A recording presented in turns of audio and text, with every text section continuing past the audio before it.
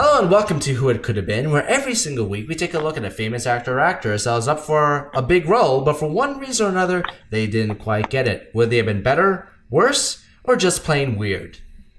Yeah, like the time Demos auditioned to be Indiana Jones's whip. Hey, I gotta get cracking. So tonight, funny enough that you mentioned Indiana Jones, because we're talking about a role that was played by Harrison Ford. Yes, we're going to look at his breakout role as Han Solo. Now, there have been many different shows focusing on the multiverse of actors that were up for the role. But I want to take a look at one that caught my eye. An actor that a few years prior had gotten great acclaim starring in The Godfather. Yes, Marlon Brando. What? Al Pacino. Wait. Oh, really? Okay, so first of all, let me get past it. First, they can't use Marlon Brando because it would look too much like Jabba was negotiating with himself. That's the problem there. Okay, was that too mean? Anyways. No, I'll allow it. But Al Pacino. That's compelling stuff. If you made Al Pacino Han Solo, then Han Solo is going to be completely different. Like, you're not looking at him the same way you looked at Harrison Ford. Like, I think that Al would have approached it a completely different way. I mean, you're talking about Serpico. Like, that's just... You're talking about Scarface. I can see him running down the hall chasing after stormtroopers with a machine gun. I mean, say hello to my little friend right there, but then, I mean, he's just, Scarface is Han Solo. Star Wars maybe stops after the first or second movie. Like, I don't think it's because, Scarface didn't make money. Not for a very long time. So, yeah, I don't know, man. I don't think I could see that one, bro. And I like Pacino, but nah. I think I would have, if Star Wars was trying to be more realistic, I could see Al Pacino playing him as a smuggler, a real kick-ass, dirty smuggler. I wouldn't buy any of the more bumbling aspects of Han Solo. I think that was more of an inflection based on Harrison's strengths. I see him much more as a man of action who's really, truly out for himself. Yeah, no, I think that's a great take. And I feel like he's capable. Listen, Al Pacino is capable of caricature type stuff, no question. Whether it's some of his more famous stuff, like his work with Heat, or his lesser known stuff for movies that are trash, but he's still a memorable character where he's the bad guy in Ocean's 13. He has very cartoon character-y moments that would fit for somebody who's thinking Han Solo and not aware of the Harrison Ford performance. And what makes me think that there's even a shred of the fact that you could get a good character, I didn't say the character, I said a good character out of him doing this, is the exchange. I go right to exchange between him and Greedo, right? And it's not just, I got to say to you, Greedo, and say hello to my little friend. Pew! No. And by the way, he would definitely shoot first to Scarface. No bullshit there. Yeah, but that's true. I'm more thinking about, there's plenty of movies where he's brokering a deal or negotiating or talking in some way, shape, form, or fashion. Whether you're going devil's advocate, Heat, once again, his scene across from Robert De Niro, anything like that where he's doing in the Godfather series.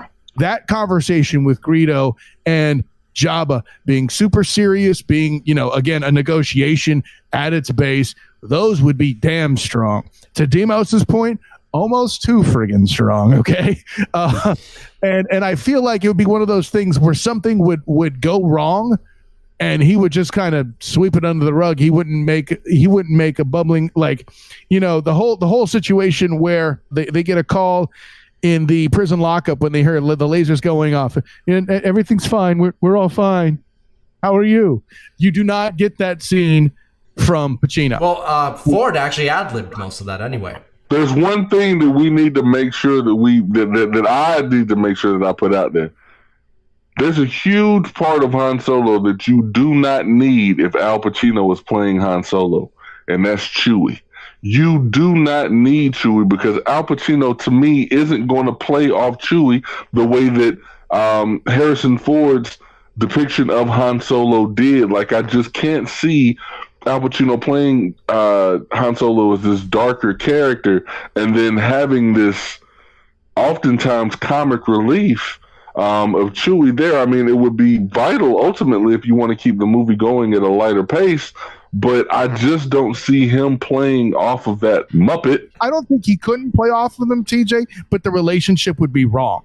They wouldn't be equals at that point. Pacino's Solo, in my opinion, as I speculated out, it becomes more of a, it's not quite so bad as to say master and slave, but dependent enabler kind of thing, where he's like, everything would be, get in there, you big whatever, and I don't care what you smell. The banter would be more like that throughout the whole movie, rather than the comedy and camaraderie that we see between the two of them, right? I can buy Pacino doing the anti-hero stuff very, very well, but I think that what makes Han Solo stand out and as performed by Harrison Ford is, even though he does do a lot of selfish and brutal things in the first half of his performance in that film, he shoots down a guy in cold blood. No, Han never shot first. He was the only one who shot. So none of this shoots first crap. Only one who shot. Dead. I can buy that from Pacino, but the thing that really separates Harrison Ford is, despite all that,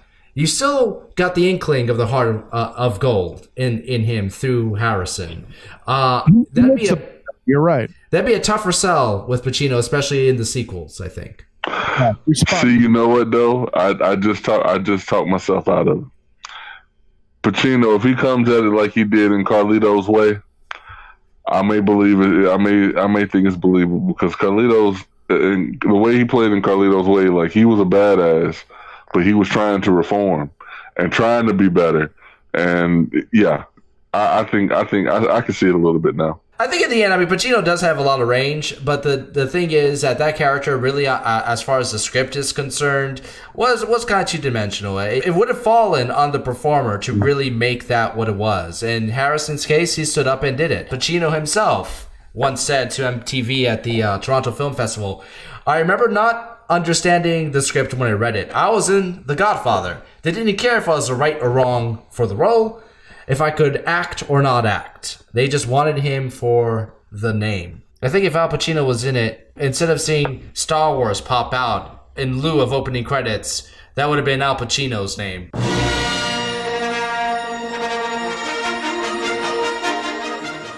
Yeah, the new hope is we need another actor for this part. No, the Empire made Han an offer he couldn't refuse. And then when Jabba catches him in the third film, he'd be like, "Just when I thought I was out, they pull me back in." Nice.